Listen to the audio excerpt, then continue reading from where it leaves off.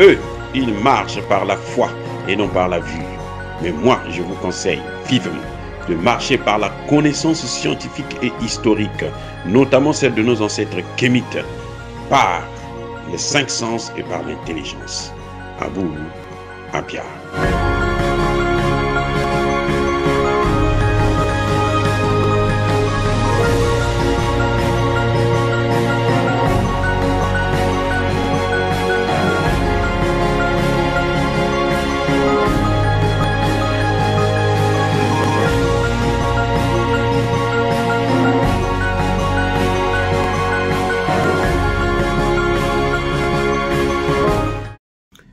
Pas tous, bienvenue sur la chaîne des panafricanistes par essence, par conviction et par excellence. Celle des citoyens kémites par nécessité et obligation de combat. Nous sommes une chaîne qui n'est guidée que par nos ancêtres et rien que par les ancêtres qui appartiennent à l'égrégore du monde noir. Par conséquent, nous ne croyons en aucun Dieu venu de l'étranger.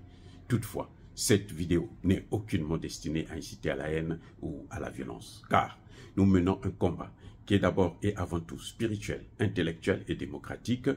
Ensuite, il est politique, géopolitique et géostratégique contre l'impérialisme, le colonialisme, le néocolonialisme et l'endocolonat, qui sont tous qualifiés de crimes contre l'humanité.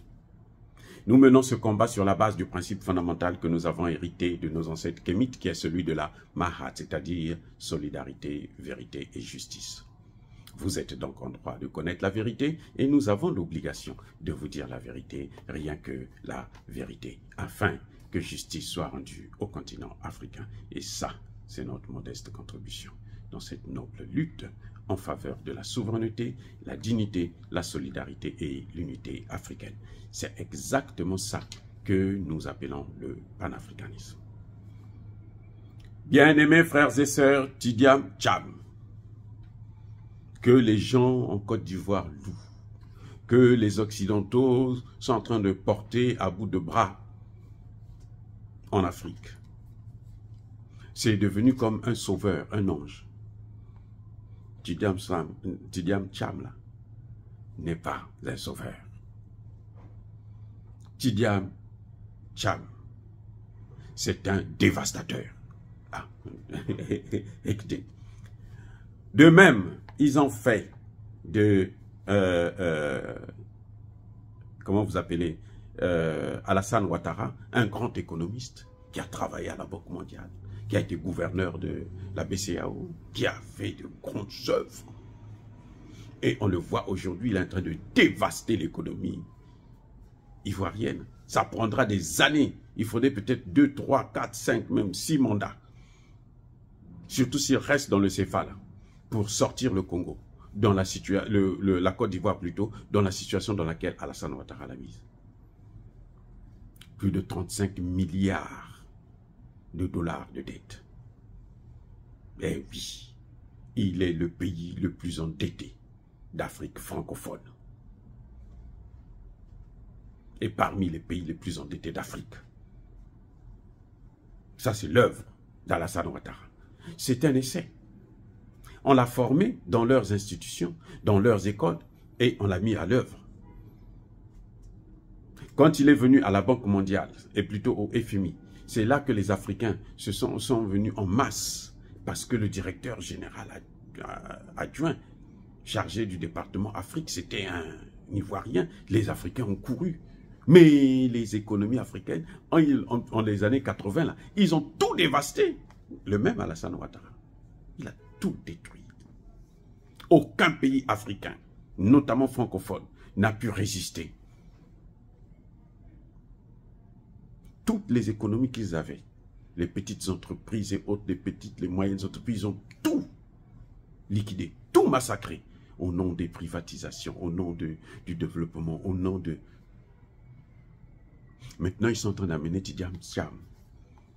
Tidiam Tcham, là, a été formé par eux à dévaster, à détruire.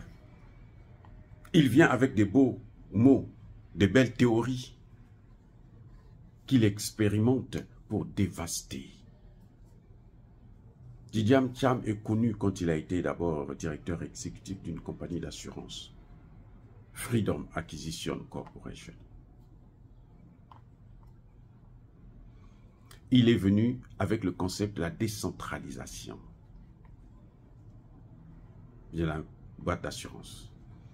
Il a créé 5 unités commerciales. À plus tard, ça s'est avéré catastrophique pour la boîte d'assurance. Quand il a dévasté, là, il a détruit ça, il était maintenant à crédit. Dès qu'il a fait ces fameuses réformes dévastatrices, il est allé au Crédit Suisse. Il a pris la banque Crédit Suisse. Ils ont fait tout pour faire croire qu'il est en train de faire un bon travail. Mais au fond, c'est quelqu'un qu'on amène pour créer les bases de la destruction de la société. C'est ce que disent les Occidentaux eux-mêmes. C'est ce que dit la Suisse. C'est pas moi qui le dis, c'est ce que dit la Suisse. Parce que Tidjam Thiam va vous dire, moi quand je suis arrivé, depuis 10 ans, la banque n'avait jamais fait des bénéfices qu'elle a pu faire après mes réformes. Oui, c'est vrai, mais ces réformes-là, c'est celles qui ont conduit à la faillite de cette banque. Donc, on le prend, on l'amène pour faire des réformes qui vont avoir des répercussions plus tard. Donc, quand ça aura des répercussions, lui s'est déjà retiré du marché et puis, vous n'avez que les yeux pour pleurer. La Suisse, après le départ de Tidjam Thiam, quand la banque Crédit Suisse a commencé à couler, ils ont mené une enquête et ils ont découvert que c'est bien à cause des investissements hasardeux que ce type avait fait, que la banque a coulé. On est remonté à l'origine même de la chute. C'est pas aussitôt qu'un arbre tombe qu'il produit des champignons, vous le savez très bien. Et ils ont ce système-là, puisque c'est un mondialiste. C'est un homme qu'on a préparé pour accomplir un certain nombre de missions. On l'a testé chez eux, on a vu que ça marchait, on l'amène maintenant en Côte d'Ivoire. Si aujourd'hui il est président, vous allez voir tous les investisseurs du monde vont venir. Tous, ils vont venir. Ils vont investir, on va dire que, oh, mais la Côte d'Ivoire, ça va. Ce n'est pas l'argent des Ivoiriens, ce n'est pas l'industrialisation. C'est une technique pour vous faire voir ce que les Occidentaux font dans un pays qu'ils veulent détruire, sans le dire. Et les autres autour vont se dire, mais on va suivre le modèle ivoirien. Et là, Tidjam Thiam ne sera plus là. Quand la Côte d'Ivoire va couler définitivement, elle appartiendra maintenant aux Occidentaux. Et là, chaque fois, on va vous montrer, voici la dette. Comme font les Chinois aujourd'hui. On a investi pour le port, vous n'êtes pas capable de payer, nous on prend le port pendant 100 ans. Après 100 ans, le port là est irrécupérable. Il faut reconstruire un nouveau port. Vous aurez encore besoin de leur aide, puisqu'on vous a tellement appauvri que vous n'avez pas formé de cadre, il n'y a pas eu de transfert de technologie, et vous n'avez que les yeux pour pleurer. Donc vos enfants, vos petits-enfants, vos arrière-petits-enfants vont payer les conséquences de vos choix politiques d'aujourd'hui. Voilà ce que Tidjam Thiam, ce pourquoi il est préparé. C'est pour préparer le terrain. Pour dévaster complètement la Côte d'Ivoire.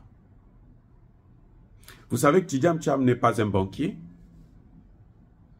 Eh bien, c'est ce que la Suisse nous a dit. Hein. Sa spécialité, c'est les assurances. Il a échoué aux assurances, on l'a mené à la banque, il a fait couler la banque. Quand il a su que maintenant, il a posé les jalons de la faillite de la banque, il est parti. C'est pour ça qu'on dit, bon, maintenant que tu as réussi cette mission-là, va maintenant gérer la Côte d'Ivoire. Parce que nous voulons maintenant dévaster les économies africaines. On va commencer par la Côte d'Ivoire. Voilà la mission de Tidjam Thiam. Donc quand il vous dit que ce n'est pas moi, quand j'étais là, ça allait bien. Mais oui. Vous avez vu, mes excuses. Vous avez vu avec Alassane Ouattara, Quand Alassane Ouattara est arrivé, ils ont investi. Aujourd'hui, la Côte d'Ivoire appartient à qui? Aux Occidentaux. Les investissements, là, c'est maintenant que ça commence à donner, on commence à voir les conséquences. Au point où, quand Alassane Ouattara organise la CAN, il n'a pas de choix à faire que d'accorder le marché même de la communication, de la presse, de la télévision, à une chaîne française, à cause de dettes. Vous croyez que c'est de gaieté de cœur? Non. 15 milliards qu'il va donner à la presse française, alors que les Ivoiriens, eux-mêmes, des bons journalistes, des experts dans le domaine, n'ont même pas 1 milliard. Même pas 1 milliard. Ils seront relayés au second rang. C'est une fête africaine. Ce n'est pas une fête mixte africaine. Et ceux qui tirent les profits, ce sont les mêmes, les Occidentaux. Voilà l'œuvre. C'est ce que Tidiane Tcham viendra faire, mais en pire. Dire cela, c'est inciter à la haine ou à la violence. Non. Yaba colère, Yamaleve. Encore une fois de plus, bien aimés frères et sœurs, je persiste et je signe. Partout là où Tidiane Tcham est passé, après lui là, c'est la catastrophe. Les gens pleurent. La Suisse, on a fait les frais. Et je ne suis pas sûr que prochainement, il prendra encore un noir pour le placer à la tête. Mais ce qu'ils ne vont pas vous dire, c'est que ce noir-là, on l'a préparé justement pour cette mission. Pour expérimenter une technique de destruction à long terme d'un État, d'une banque. Soyez bénis, abondamment bénis par le Dieu des Kémites et par nos ancêtres angéliques. Mais que tous ceux qui persécutent le continent africain le pillent et le déstabilisent, qu'ils soient noirs, blancs, chinois, arabes, juifs, indiens, qui qu'ils soient punis, maudits, foudroyés, neutralisés, écrasés, effacés par le Dieu des Kémites et par nos ancêtres angéliques. Vive l'Afrique éternelle, j'ai dit, et j'assume.